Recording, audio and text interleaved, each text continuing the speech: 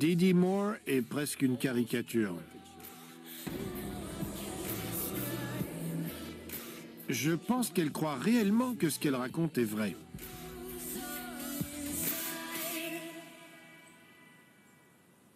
C'est inhumain. La prison est inhumaine. Je dois avouer que je ne savais pas qu'on pouvait traiter des êtres humains de cette façon. Je ne croyais pas qu'on pouvait être traité comme ça. Beaucoup de ces prisonniers... On pourrait économiser l'argent des contribuables s'ils restaient chez eux avec des bracelets électroniques. Ils pourraient travailler au lieu de gaspiller l'argent des contribuables et les traiter comme ça. Didi Moore a été reconnue coupable du meurtre de son ami Abraham Shakespeare. Condamnée à la prison à vie, elle continue de clamer son innocence et elle affirme que la vérité n'a toujours pas éclaté. Mettez-vous à ma place. Je trouve complètement stupide qu'on puisse croire que je l'ai tué. Je me sens... Vous n'avez qu'à examiner les preuves. Je suis persuadé qu'elle croit sincèrement qu'elle est innocente. Sincèrement.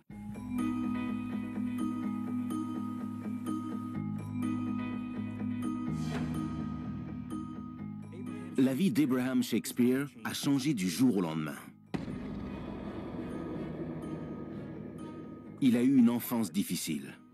Un jour, il est allé à une station-service avec un ami et il lui a dit « Voilà $1, achète-moi donc un billet de loterie. » Ce dollar, ce billet de loterie, s'est transformé en 30 millions de dollars et Shakespeare a dit « Je vais garder 17 millions pour moi. »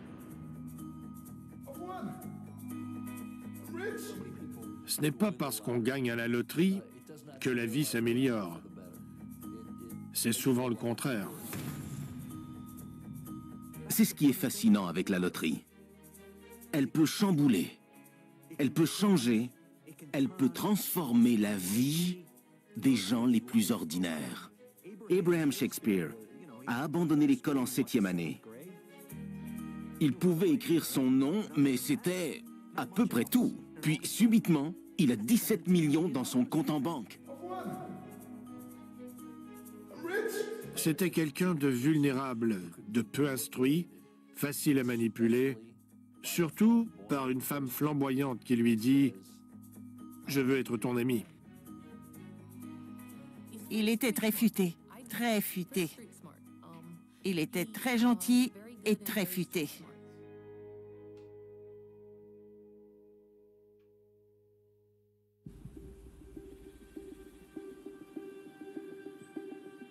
Je voulais trouver un sujet intéressant pour écrire un livre. Son amie Barbara était une courtière en immobilier. Barbara a suggéré que Shakespeare ferait un bon sujet de livre à cause de son histoire et de tout ce qui lui était arrivé. Alors on s'est rencontrés. Elle a une forte personnalité. Quand elle entre dans une pièce, elle prend toute la place. Je suis certain que Shakespeare est tombé sous son charme. J'étais devant lui et je me disais, waouh, ça ferait un excellent livre. Et peut-être même un film, parce que c'est complètement fou. Ça n'arrive jamais. Elle n'est pas écrivaine, mais tout à coup, Didi Moore veut écrire l'histoire d'un homme qui a gagné à la loterie. Mais ça ne fait pas un livre. Elle ne voulait pas écrire un livre sur lui.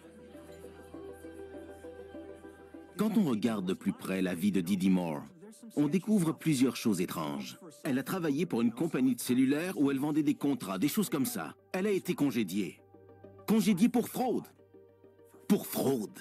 Donc, ça en dit long sur la personnalité de Didi Moore. Les dossiers de la police indiquent que 7 ans avant sa rencontre avec Abraham Shakespeare, Didi Moore a été arrêtée pour une histoire de fraude à l'assurance.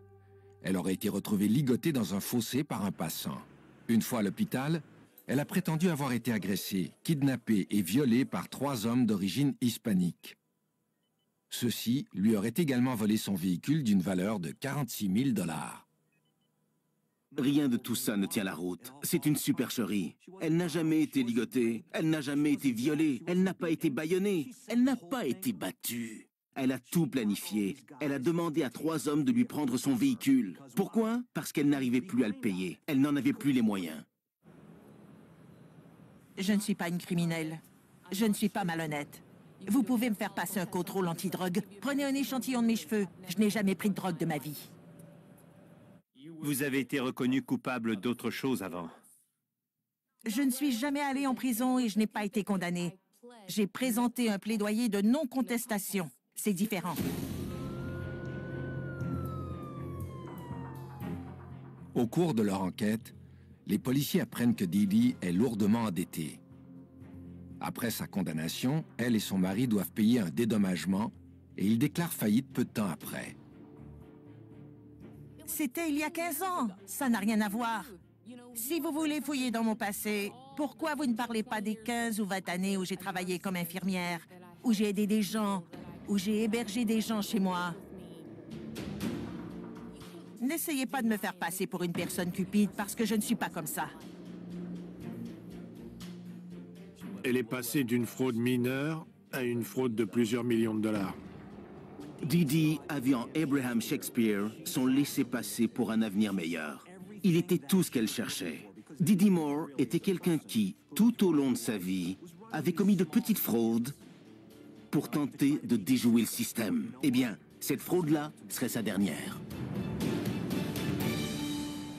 Après avoir gagné à la loterie, Abraham Shakespeare s'achète une maison d'une valeur de 1,1 million de dollars dans une communauté protégée. C'est pratiquement comme s'il était passé de la rue au palais de Buckingham. Pour lui, toute proportion gardée, c'était le palais de Buckingham, comparé à tout ce qu'il avait connu avant. On est allé à la banque et je lui ai demandé pourquoi il avait pris une hypothèque pour payer sa maison. Pourquoi? Eh bien, c'était parce qu'il voulait consolider son crédit. Donc, il a souscrit une hypothèque pour sa maison. J'aimerais savoir une chose, Dee Dee. De quoi parliez-vous ensemble? Vous étiez amis? Tu répètes à tout le monde que vous étiez de grands amis. D'accord, je veux bien le croire, mais je suis curieux. De quoi parliez-vous tous les deux? De toutes sortes de choses. De comment il se sentait maintenant que les gens s'intéressaient à lui. On vivait les mêmes choses.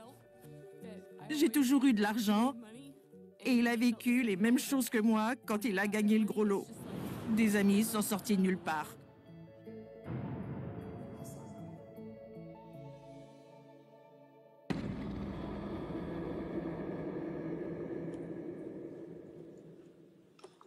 Do you get tired of people asking you for money all the time, Abe? They don't take no for an ounce or so. I just let them keep on acting. Quand quelqu'un gagne à la loterie, des gens surgissent soudainement en disant « Il faut protéger votre argent et j'ai ce qu'il vous faut ». Ils sortent de nulle part. Le problème, c'est que tout le monde le harcelait. Il se sentait pris au piège. You call this woman him $2,000. You can call her ass up now. Well, wait, because I don't want to interrupt us. We got all of those. I'll call them You ain't all. interrupting, let's call her now. Let her know if she don't make a payment, she will be subpoenaed to court. Tout le monde tend la main pour avoir sa part du magot. Alors que fait Abraham Shakespeare? Il commence à distribuer son argent. Well, they asked me why I'd want to buy your bad debts, and I told them I bought them from him because he can't collect anyways, and every time you try to collect, they threaten to kill you. So you're not ever going to get anything. It's ridiculous. Yes.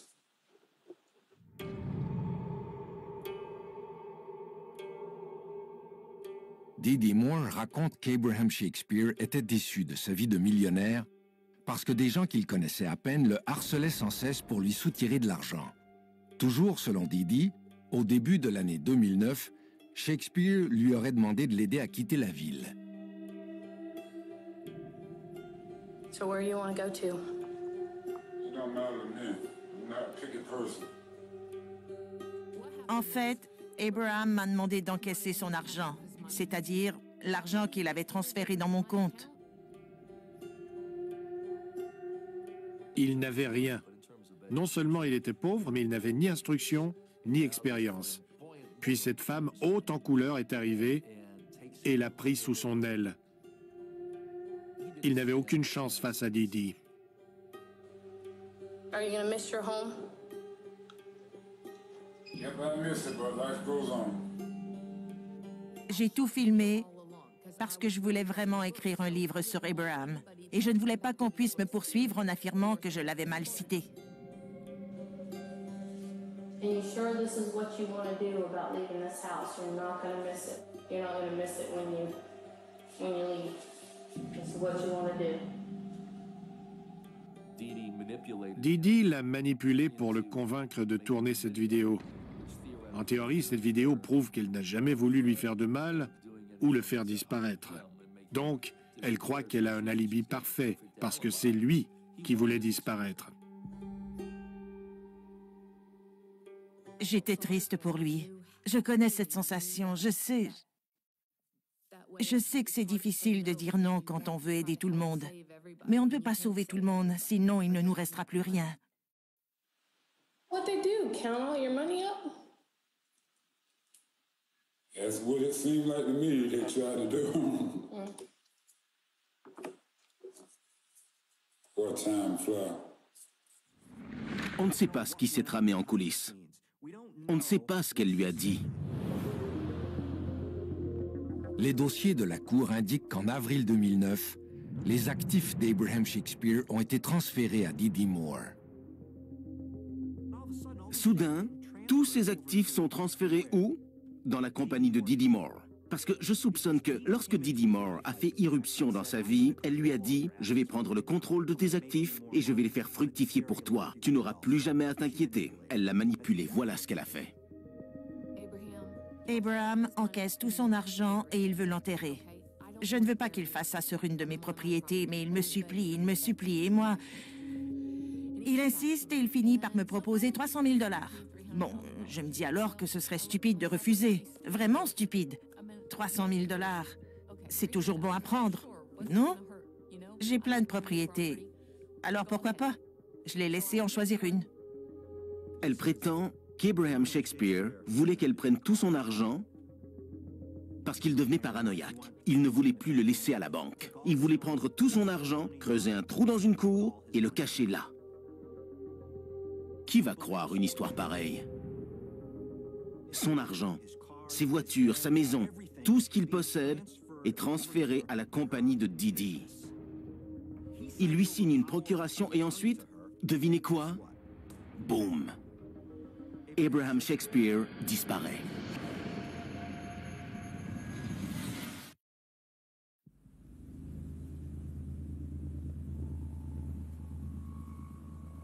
Il y a tant de gens qui se disent « Bon sang, je voudrais tellement gagner le gros lot à la loterie ce soir. J'aimerais tant le gagner. » J'ai couvert de nombreuses histoires de gens dont la vie a été transformée, mais pas nécessairement pour le mieux, après avoir gagné à la loterie. Abraham Shakespeare a vu beaucoup de personnes venir frapper à sa porte. Donc, il n'a pas remarqué que le diable s'était invité chez lui. Il lui a ouvert la porte et il l'a laissé entrer. Abraham Shakespeare devient le centre de l'attention, pour le meilleur et pour le pire, quand il remporte le gros lot à la loterie. C'est une histoire qu'on a déjà vue au grand écran, comme dans le film Lucky, sorti en 2011, qui raconte les déboires d'un homme qui a gagné à la loterie. Selon les registres fonciers, 2 ans après avoir gagné plusieurs millions de dollars, Abraham Shakespeare vend la maison qu'il avait achetée et transfère tous ses actifs à Didi Moore. Après cette transaction, il disparaît. Didi habite dans la maison. Elle contrôle tout son argent et soudain, cet homme qui a gagné 17 millions de dollars à la loterie devient introuvable. Tous les soupçons se portent immédiatement sur Didi. La famille d'Abraham a commencé à recevoir des textos provenant de son téléphone après sa disparition. Il en était soi-disant l'auteur, mais il était analphabète. Il ne pouvait pas écrire un texto. Ça faisait partie du complot. Il faut demander à Didi. Il ne savait pas lire, il ne savait pas écrire, alors comment a-t-il pu envoyer des textos à partir de son cellulaire? Didi Moore prétend ne pas savoir comment Abraham a pu envoyer des textos, mais elle réitère qu'à ce moment-là, elle ignorait où il se trouvait et avec qui il était. Elle affirme aussi n'avoir jamais été en possession de son téléphone cellulaire. En ce qui concerne son cellulaire, les policiers voulaient me faire admettre qu'il était en ma possession. Alors j'ai fini par dire, d'accord, si c'est ce que vous voulez, dites que j'avais son cellulaire. Le lendemain matin, dans les journaux, on rapportait que j'avais son téléphone. C'est une blague? Didi affirme que tout le monde est contre elle et qu'elle n'avait pas son téléphone. Vous savez, quand ça se corse, les meurtriers crient toujours au complot. Toujours. Le 9 novembre 2009, 8 mois après qu'Abraham Shakespeare a été vu pour la dernière fois par sa famille et ses amis, il est officiellement porté disparu par la police de Lakeland. Didi Moore soutient qu'Abraham Shakespeare lui a demandé de l'aider à orchestrer sa propre disparition.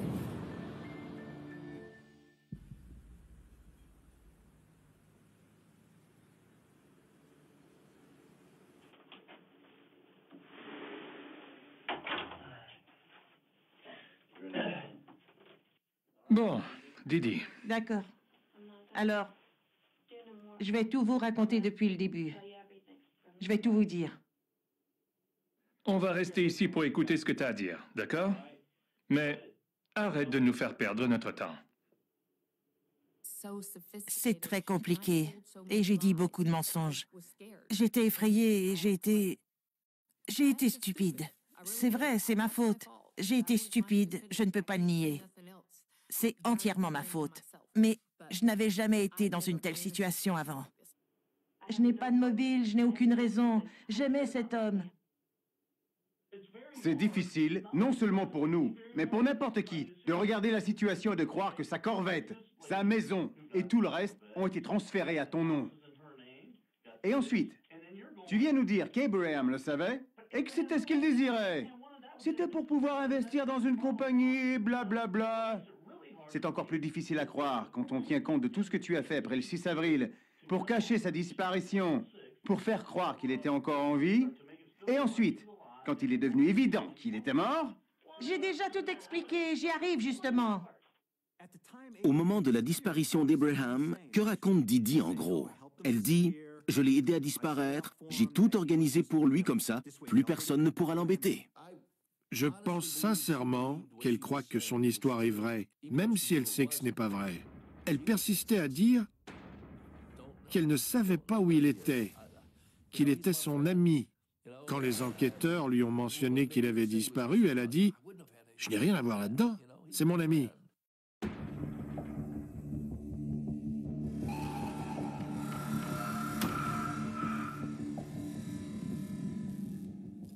Dix mois après la disparition d'Abraham Shakespeare, Didi Moore fait annoncer dans un journal de Lakeland qu'elle offre une récompense de 10 000 $ pour toute information pouvant aider à le retrouver.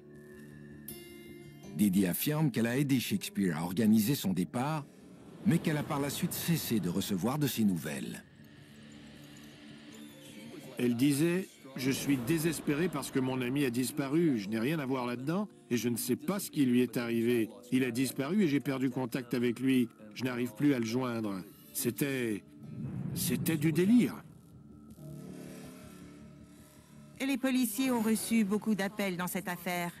Ils ont eu beaucoup de pistes, mais ils ne les ont pas suivis à cause de ma stupidité. À cause de mes mensonges, j'ai nui à ma propre enquête. J'ai nui à l'enquête. Au début de 2010, la mère d'Abraham Shakespeare rencontre Didi Moore dans un restaurant pour discuter de la disparition de son fils. La mère d'Abraham reçoit l'appel d'un homme qui prétend être son fils. Sa mère reçoit un appel qui provient du téléphone d'Abraham Shakespeare Mais ce n'est qu'un autre élément de cette vaste machination. Par contre, la question est de savoir qui est l'homme qui a appelé. Parce que l'homme qui a appelé fait partie du complot orchestré par Didi Moore pour assassiner Abraham Shakespeare.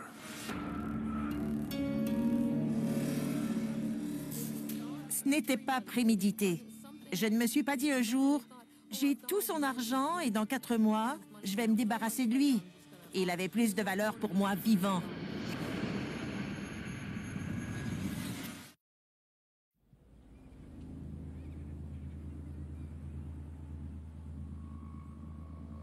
Il y a beaucoup de quartiers défavorisés à Lakeland. Beaucoup de gens sont aux prises avec la pauvreté. Ils sont nombreux à Lakeland, ceux qui aimeraient gagner le gros lot à la loterie. Mais un seul a eu cette chance. C'est un vrai conte de fées. C'est ce qu'Abraham Shakespeare a vécu. Il y a beaucoup de gens défavorisés comme lui dans la région de Lakeland. Mais lui, il était l'exception qui avait gagné à la loterie. Mais il y a beaucoup de gens comme lui qui vivent dans le désespoir et la misère. Cet homme, qui n'avait rien, devient multimillionnaire du jour au lendemain. Puis tout à coup, il rencontre une femme, Didi Moore, et il disparaît.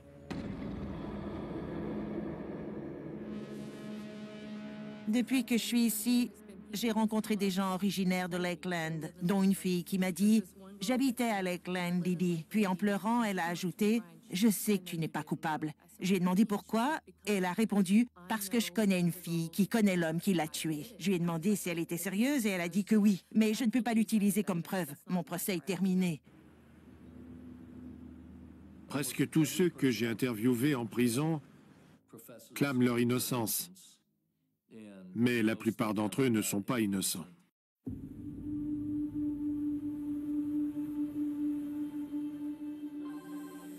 Neuf mois après la disparition d'Abraham Shakespeare, les membres de sa famille commencent à recevoir de mystérieux appels. L'homme qui est au bout du fil prétend être Abraham Shakespeare et il appelle même les enquêteurs pour leur dire qu'il est bel et bien vivant. Selon les dossiers de la cour, les policiers parviennent à déterminer la provenance de l'appel et à identifier son auteur. Il s'agit de Gregory Smith. Ce dernier prétend avoir été payé par Didi Moore. Elle est allée trop loin. Elle a demandé à quelqu'un de se faire passer pour lui. Alors, ça a éveillé les soupçons.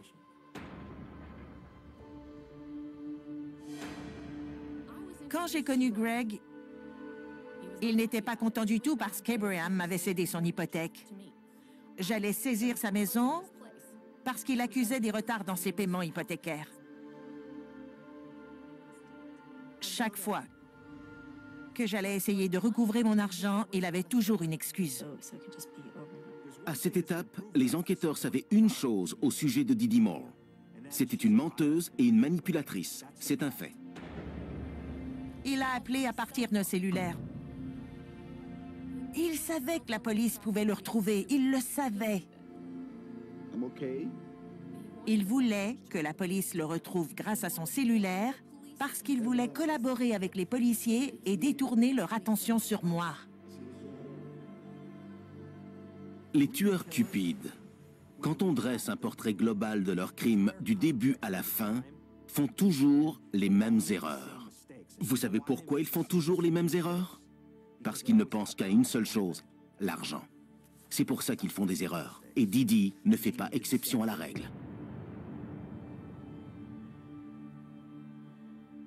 Gregory Smith accepte de collaborer et la police lui demande d'enregistrer ses conversations avec Didi Moore. Si vous enregistrez les propos de quelqu'un qui est plutôt loquace, c'est un atout en cours. Quand on entend l'auteur d'un crime passer aux aveux ou révéler un détail qui contredit son histoire, c'est très efficace devant un jury. La Floride est un des États qui utilisent le plus l'écoute électronique. Je le constate dans de nombreuses affaires. Ici, c'est Gregory Smith qui dévoile à quel point Didi Moore est rusé.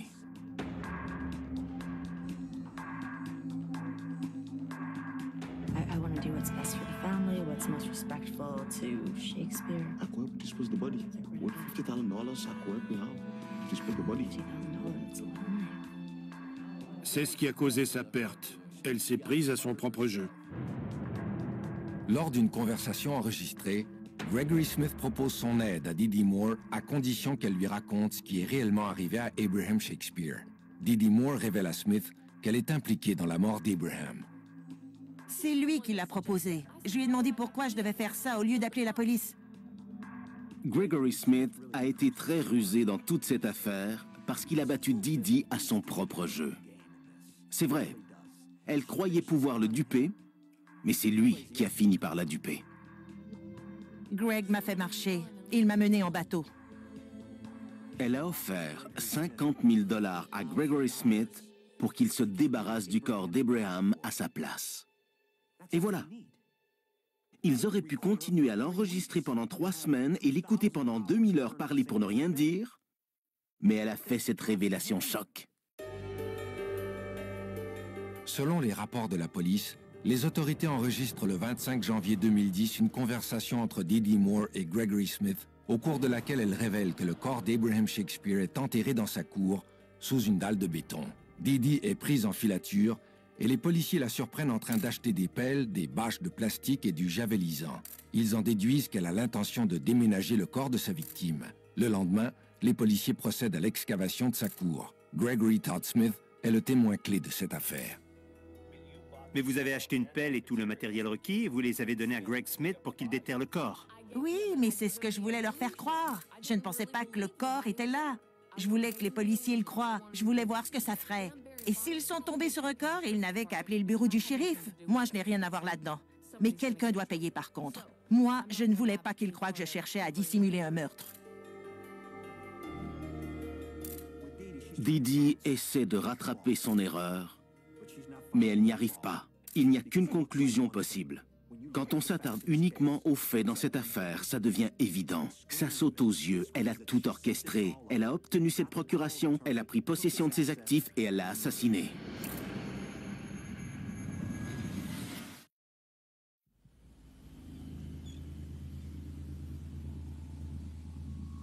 Dee Dee clame son innocence.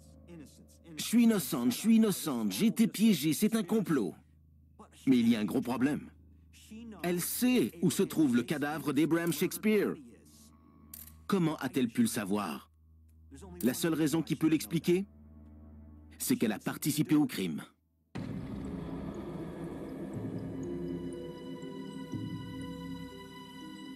Vous pensez que j'ai pris un pistolet et que je l'ai abattu? Didi, vois le bon côté des choses. Si tu peux me convaincre, tu peux convaincre tout le monde. Après son arrestation, je me souviens de cette femme haute en couleur. Et je ne croyais pas un seul mot de ce qu'elle disait. Elle m'est apparue comme quelqu'un de peu fiable, de peu crédible, de malhonnête. Par contre, elle semblait réellement croire à son histoire. J'ai croisé plusieurs personnes comme elle au cours de ma carrière. Ce n'est pas difficile de comprendre que Dee Dee Moore a lu dans le journal qu'un homme avait gagné 17 millions de dollars et qu'elle a alors décidé de tenter de le séduire pour lui prendre tout son argent.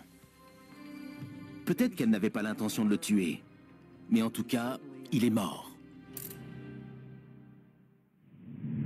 Dans le film sorti en 2010, Lottery Ticket, un homme issu d'un milieu défavorisé gagne à la loterie et tout le monde cherche alors à lui soutirer de l'argent. Il n'avait pas un sou et le lendemain, il avait 17 millions de dollars. Alors tout le monde s'est pointé pour avoir une part du gâteau. L'argent transforme la personnalité des gens. Ils changent et leur façon de penser change aussi. Né dans la pauvreté, Abraham Shakespeare devient multimillionnaire du jour au lendemain. Le 6 janvier 2010, 10 mois après qu'il a été vu pour la dernière fois, les policiers découvrent son corps enterré sous une dalle de béton dans la cour de Dee Dee Moore.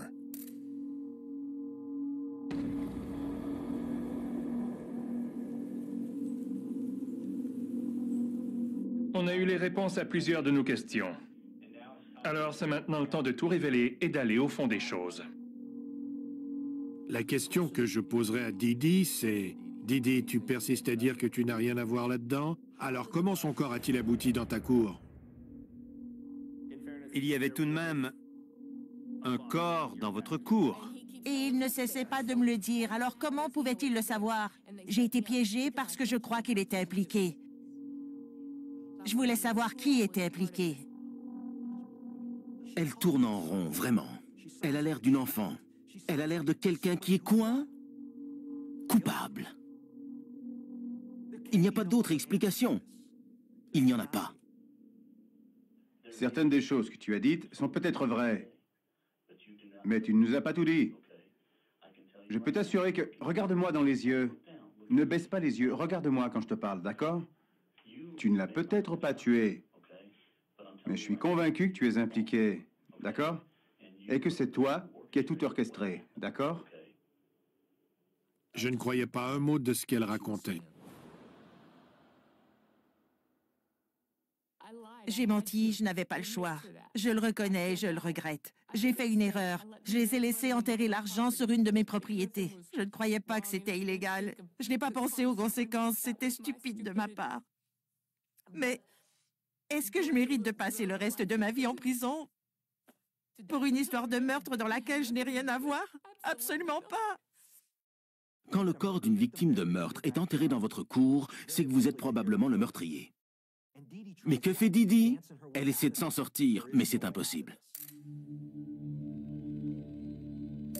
Avant d'appréhender Didi, les enquêteurs ont retrouvé son ex-mari, James Moore. Il affirme qu'elle lui a demandé de creuser un trou dans sa cour avec sa rétrocaveuse. Mais il ignorait que c'était pour y jeter le corps d'Abraham Shakespeare. Tu as demandé à James, ton ex-mari, de creuser un trou. James Moore a creusé un trou.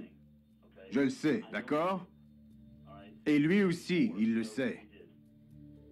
On sait tous ce qui est arrivé. J'ai fait verser du ciment sur l'argent pour le protéger de l'eau.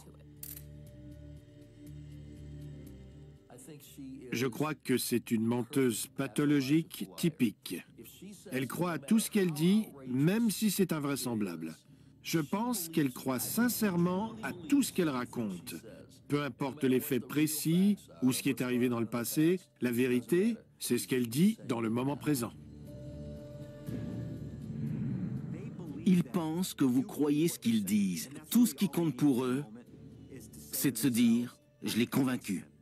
J'ai réussi à lui faire gober mes mensonges. D'accord? Et ils sont satisfaits. Ils retournent dans leur cellule, ils mettent leurs bras derrière la tête et le soir venu, ils se couchent.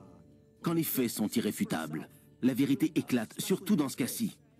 Les faits sont les faits, ils ne changent pas. L'histoire de Didi Moore, elle change constamment.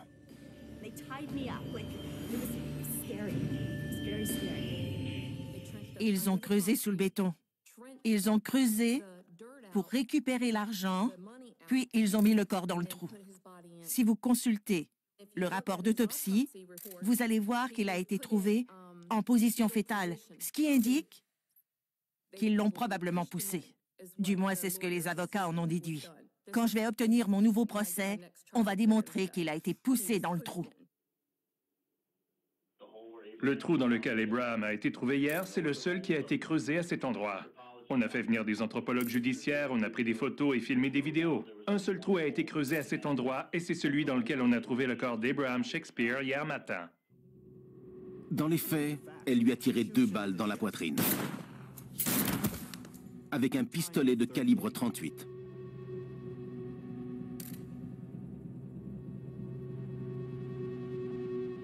On a trouvé du sang sur le tapis. Ensuite, elle l'a jeté dans ce trou comme un sac d'ordures. Elle l'a enseveli. Elle a demandé à quelqu'un de couler du ciment par-dessus. Et elle est partie comme ça. Avec son argent dans ses poches, en croyant pouvoir s'en tirer.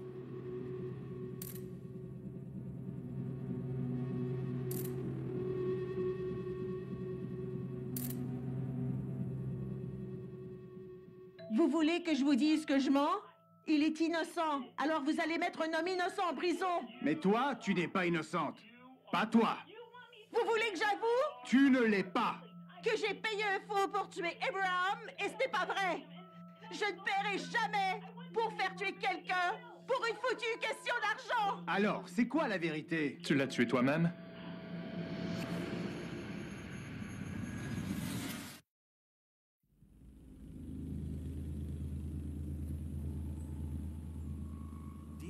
Didi Moore est une menteuse pathologique. Elle ne peut pas dire la vérité. Pourquoi? Parce qu'elle ne sait plus la reconnaître. Les 2 meilleurs bureaux de shérif du sud de la Floride sont sur cette affaire. Alors tu ne pourras pas t'en tirer. Tu ne pourras pas t'en tirer. Le livre est ouvert et on connaît l'histoire. On l'a tous lu. Elle est presque comme le personnage de John Lovitz dans Saturday Night Live qui disait toujours « Oui, oui, c'est ce que je voulais dire. C'était un menteur pathologique.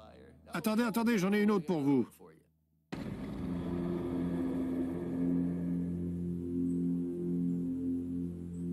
Tu sais aussi bien que moi qu'Abraham Shakespeare a été tué dans la nuit du 6 avril. D'accord? C'est vrai ou c'est faux? On va y aller pas à pas, comme si on apprenait à marcher. Est-ce que l'enquêteur Wallace a raison? Le 6 avril? Le 6 avril, et tu le sais. 2009. Le 6 avril 2009. Non, je vous l'ai dit, il faut attendre de connaître l'heure de la mort et la comparer avec ce que vous avez. Le 6 avril. On n'est pas dans une série télévisée ici.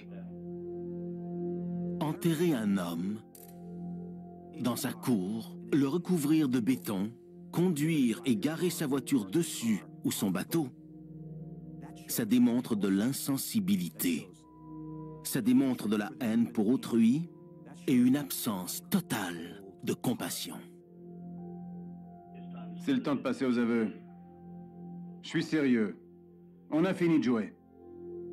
Je n'avais pas peur d'être accusé de meurtre. Je savais que je ne l'avais pas tué. Je ne crois pas un mot de ce que Didi raconte. Elle essaie de s'attirer la sympathie en faisant croire qu'elle a été piégée et que c'est pour ça qu'elle a des ennuis avec la justice. Elle change sans cesse sa version des faits. Pourquoi? Pour qu'elle corresponde aux preuves qu'ils ont contre elle. Mais tout compte fait, c'est elle qui s'est mise dans cette situation et elle ne pourra pas s'en sortir. Ce qui m'intéresse, c'est de savoir pourquoi cet homme a été tué sur ta propriété. D'accord?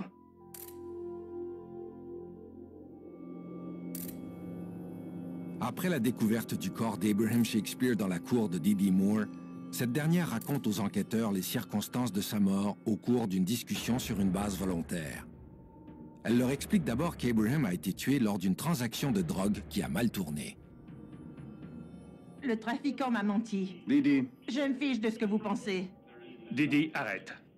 D'accord, alors arrêtez-moi si vous me croyez coupable. Didi. Arrêtez-moi et une innocente va se retrouver en prison. Didi, arrête une minute.